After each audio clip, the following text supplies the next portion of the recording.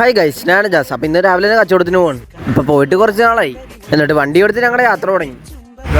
അടിപൊളി വെയിലാണ്. ആദ്യം ഇടാൻ പോയ സ്ഥലം നല്ല വെയിലായിരുന്നു. പിന്നെ അപ്പുറത്ത് തണലായതുകൊണ്ട് അവിടെ ഇട്ട് അച്ഛനും അങ്ങനെ അവിടെ ബൈക്കൊക്കെ സെറ്റ് ചെയ്തിട്ട് പോയി. എപ്പോഴത്തേക്കും പോലെ സാധനങ്ങളെല്ലാം ഇറക്കി അടുക്കി വെച്ച്. പിന്നെ ഈ കിടക്കുന്ന ചെരുപ്പിന്റെ വില എങ്ങനെയാണെന്ന് ചോദിച്ചാൽ ഈ കിടക്കുന്ന ക്രോക്സിന് 200 രൂപ, പിന്നെ ഇതെല്ലാം 150.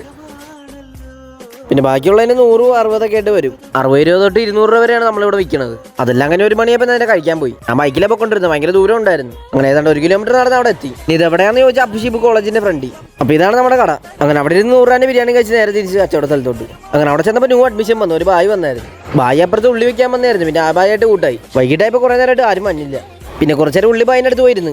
അങ്ങനെ ഒരു വൈകിട്ടായപ്പോൾ ചായ കുടിക്കാൻ ടൈമായി. നേരെ പോയി സമൂസയും കല്ലേരി കഴിച്ചു. അതിൻ്റെ കൂടെ ഒരു ചായയും കുടിച്ച്. അങ്ങനെ രാത്രിയായി. ഒരു 9 മണിയാകുമ്പോൾ സാധനങ്ങളെല്ലാം കയറ്റി. അങ്ങനെ വണ്ടിയും വന്ന് വണ്ടിയിലോട്ട് എല്ലാം കയറ്റിയിട്ട് അങ്ങനെ ഞങ്ങളുടെ കഴിക്കാനുള്ള യാത്ര തുടങ്ങി. അങ്ങനെ നേരെ ഒരു കടയിലോട്ട് പോയി.